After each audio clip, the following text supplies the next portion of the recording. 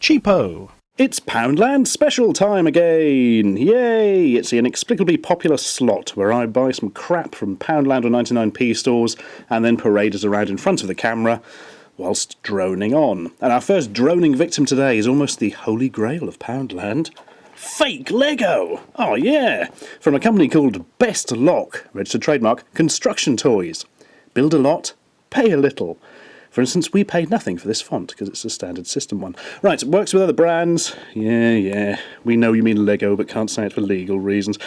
Yeah, and it looks like a Lego toy on the box. Can't say a lot more than that, really. Lego without the branding. In fact, it's nice to see a sort of generic construction toy that isn't Lego branded Batman or Spider-Man or Indiana Jones or JFK the movie or whatever they're making sets of these days. Right, contains 50 pieces. One little man. Warning, choking hazard. Hooray! You know it's a good toy if it can kill you.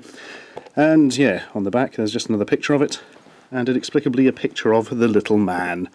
Their own version of, the Lego minifigure. It's got a nose, which is odd. I'm not used to seeing that in the minifigures themselves from Lego. Something wrong with the skin colour on that. I would hope that's just a bad photograph or bad lighting. Anyway, let's open her up. Plop. Right, there is a suspiciously Lego-esque set of instructions. Just all pictures without any actual words to tell you what to do, so you have to go along and often they'll miss a step and confuse you. Bag of little parts. Bag of other little parts. Right, well, I'd better rip them open and build it then. Off we go!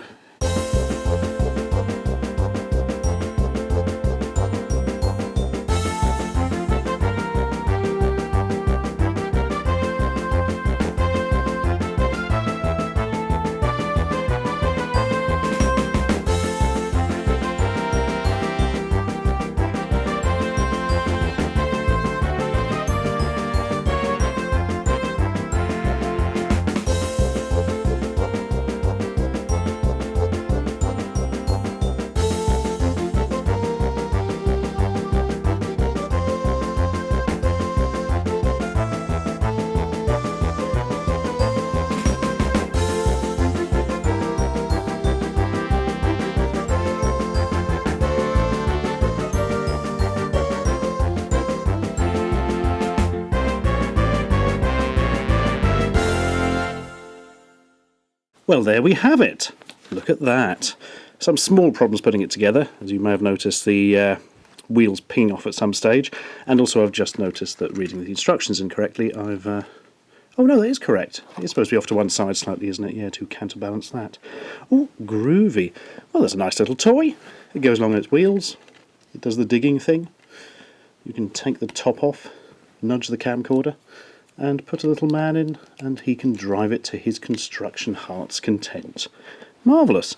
Well, it went together a lot better than any other fake Lego I've tried in the past, where the pieces wouldn't fit. It was really impressive. Considering it was £1, and a similar thing from Lego would cost about £450 million, yeah, I think that's one of the most impressive things Poundland has ever come up with. I mean, misses the little details. I mean, I'm sure if this was a proper Lego thing, you'd have some kind of control panel or steering wheel or something in there, and probably some little light bits or something, but hey, it's £1, don't complain.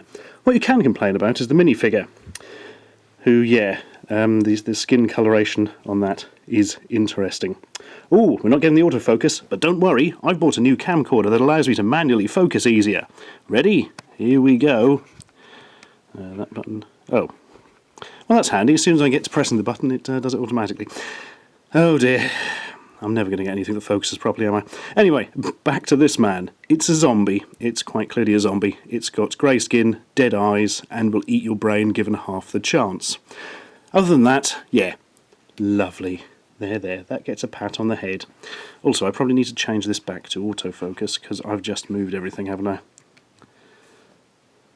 And there we go. Wow. It's like a professional video, he lied. Right, time for something else. Let's get rid of these. Let's get something infinitely disappointing in, shall we? Because we all know it's going to happen at some stage.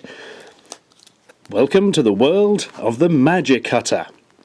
The little miracle cutting tool. Because we've all got some little miracles we need to cut. Or as I've written the logo, actually, Magi cutter. Isn't a Magi like an archaic term for a wise man or something? You know, if you're being hassled by ancient, learned individuals, you can slice them up a treat with a magic cutter from the Gadget Guys. It's new. Oh, it's a dangerous thing to write in a packet, I think, because when it's old, it'll still be on there, won't it? Will not rust. May not have any metal in it. Resists wear. Magnetised for easy storage, blah, blah, blah. Now, some people amongst you who've seen an earlier video of mine will realise this is basically something called a pack buster, where they've taken off all the different functions of it, being a multi-function thing it was, and have just left the cutting tool on it. So it just kind of cuts. However, I never actually reviewed that properly. As you may remember, I made a big point of saying how you had to pull it towards you and then pushed it away for humorous effect, which nobody got, and I got death threats. But anyway, let's get back to this. Because it zips through paper, you know, just like scissors. Slices through plastic, you know, just like a knife. But won't cut skin. What's the point of it then? Oh yeah, not everybody wants to lacerate other people. Right, a little middle cutting tool utilising state-of-the-art technology, the Matter Cutter is a safe and reliable alternative to scissors and knives. Yeah, well, call me old-fashioned, but I think if you can't handle a knife to open some packaging, you probably should be locked up. Keep cutter parallel to the surface. Don't put pressure on the cutter tip. Never, ever feed after midnight.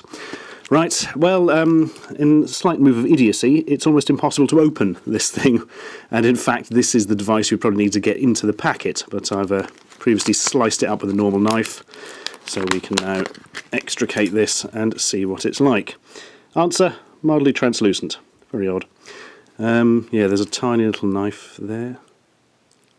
That would bloody cut skin. Yeah, it's as sharp as heck.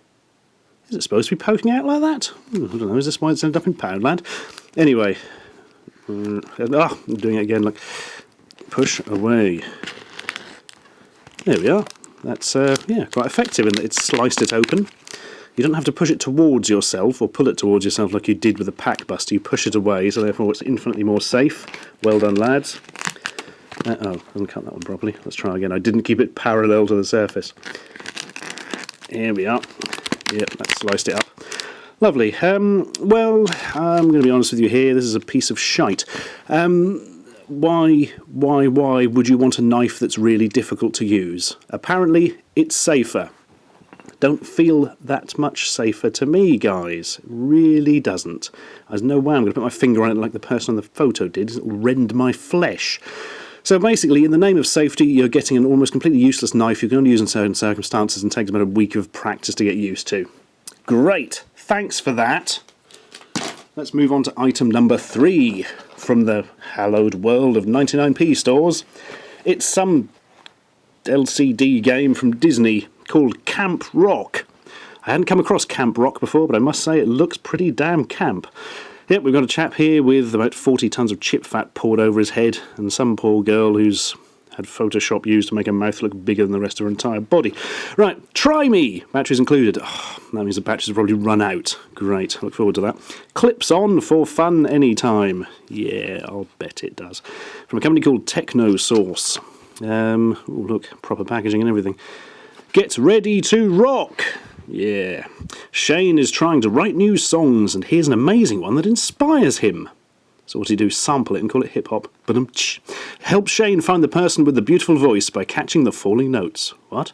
Help Shane find the person with the beautiful voice by catching the falling notes. That's not how it works. Simon Cowell wouldn't have to bother putting together, you know, X Factor and all that stuff if he could just catch some falling notes and find the next person to make him £1 billion. Anyway, directions. Press any button to turn on the units and a new game will start automatically. Oh goody. Use left and right buttons to move Shane. Emotionally. Help Shane catch the notes to earn points and advance to higher levels of existence. If you miss a note, you will lose a chance. 3 chances per game. Or lives, as we call them in the trade. Auto shut off after 30 seconds of inactivity.